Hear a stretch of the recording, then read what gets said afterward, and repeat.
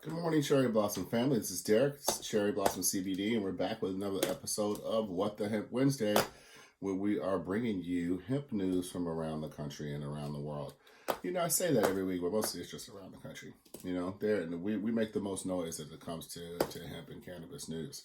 Before I get into any hemp and cannabis news, I want to take the time out to say that today is November 11th. It's Veterans Day. And before I get into any of that, I want to, or any of the news, I want to take time to say thank you to all the veterans of all the armed services, even the Space Force, which most of us don't really know much about at this point. But, you know, my Army, Navy, Air Force, Marines, whether you're enlisted or officer, we thank you for your time. We thank you for your contribution. We thank you for your service to this country. We thank you for your protection.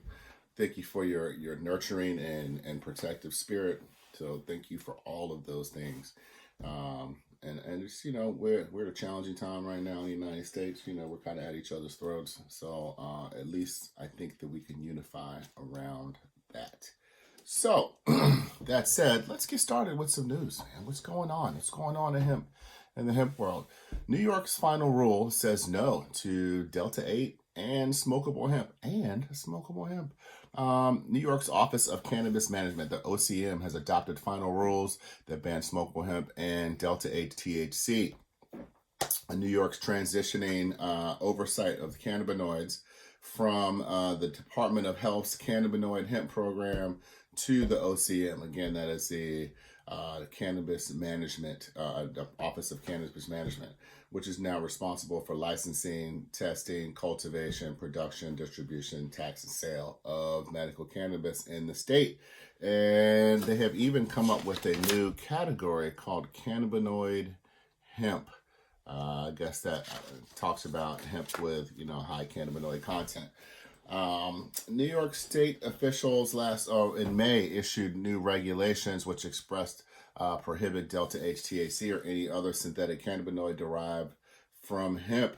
The regulations make permanent a previous temporary ban on Delta 8, unlike Delta 9 THC, which most of us are all familiar with. Delta 8 is not necessarily as much naturally occurring in cannabis, but it is made by converting, taking industrial hemp, converting that industrial hemp and making that into an isolated CBD compound, which is usually 99% CBD, which is called CBD isolate, and then they're using acetic acid to turn that into Delta 9 THC. So their rule says that products may not contain synthetic cannabinoids, however you say it, created through isomerization, including Delta 8 and Delta 10.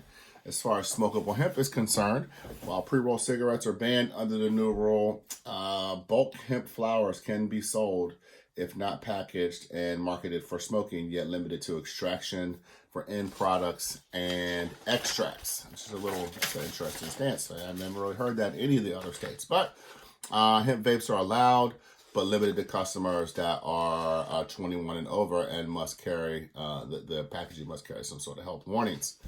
Stakeholders said the stricter set of rules should help New York CBD producers, many of which have operated under state standards that put them at a disadvantage in competition with out-of-state sellers who did not have to comply with New York guidelines. So we'll keep you posted on that. That's actually pretty good. And keeping with Delta 8, much needed this morning. Thank you for that. A Texas judge put the brakes on Delta 8 THC, and that was announced last month. Back that up. Last month, Texas banned Delta 8 THC, and this judge is like, no. So Jan Seifert, she's a Travis County judge, issued an injunction Monday barring state officials from enforcing the October 15 notice that says Delta 8 THC products are considered a controlled substance. And the injunction comes after a local business, Hometown Hero CBD, filed a lawsuit arguing that Texas state officials didn't follow the correct procedures to provide proper grounds to initiate the change in the controlled substance list. Delta 8 consumers and sellers in Texas widely believe that Delta 8 has been legal since it's ramped up in popularity about 2 years ago. Moving on, the University of Vermont warns of Hemp Farmers Lung. Wow, this is new because I've never heard anything like this. So University of Vermont is warning hemp farmers that molds and yeast in hemp crops could give rise to employee health risks similar to those seen in the production of other crops. University of Vermont Extension Northwest Crops and Soils Program, that's a mouthful, says that airborne yeast and mold spores in cannabis plants can produce a perfect storm of microbiological problems. Well, that sounds frightening. The university notes that yeast and mold spores is a long understood risk in processing other crops, such as berries and wine grapes. The school cautioned cannabis producers to be especially vigilant about worker mold and yeast exposure to prevent what could be called hemp farmers lung. While cultivation of hemp has occurred since ancient times, legal production of hemp is relatively new, especially on industrial scale, meaning risks associated with cultivation of hemp have not been investigated as thoroughly as risks associated with other crops. That makes plenty of sense. Further investigation is clearly needed, says the university, for determining yeast and mold standards which are reasonably acceptable for both indoor and outdoor hemp cultivation and processing areas. That is very interesting. And all you hemp farmers out there, which are pretty sure, we've all been taught that everything is safe, it's natural, and it is, but just like anything else, there's associated health risks. They can see mold and spores. There's nothing we can do about that. They're naturally occurring, and they just do what they want. So we got to protect ourselves out there. Interestingly, a Republican-led cannabis legalization effort is aiming to federally deschedule cannabis and expunge some nonviolent crimes, but stops short of social equity considerations.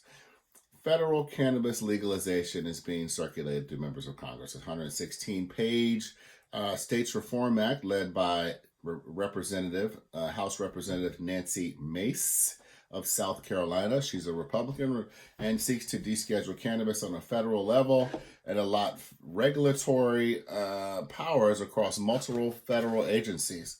The U.S. Treasury Department's Alcohol Tax Tobacco Trade Bureau, that's a mouthful too, the TTB, we'll call it that, right, would be asked with regulating interstate cannabis commerce, while raw cannabis materials would be regulated in the U.S. by the USDA. The FDA's authority, meanwhile, will be limited to determining serving sizes and designate state medical cannabis products. And the FDA would also be in charge of regulating cannabis-based pharmaceuticals. So the proposal carries a federal 3.75% excise tax on all cannabis sales, which would be dedicated to supporting community reentry. And that is, we talk about people who have been incarcerated. I'm assuming community reentry usually refers to that. Financial aid through the Federal Small Business Administration, and provisions. The bill also includes provisions for certain federal and nonviolent cannabis crimes, but does not appear to carry further justice reforms like social equity considerations, which puts at odds with other congressional legal reforms like the Marijuana Opportunity, Reinvestment and Expungement Act, or the Cannabis Administration Opportunity Act, which is led by Chuck Schumer.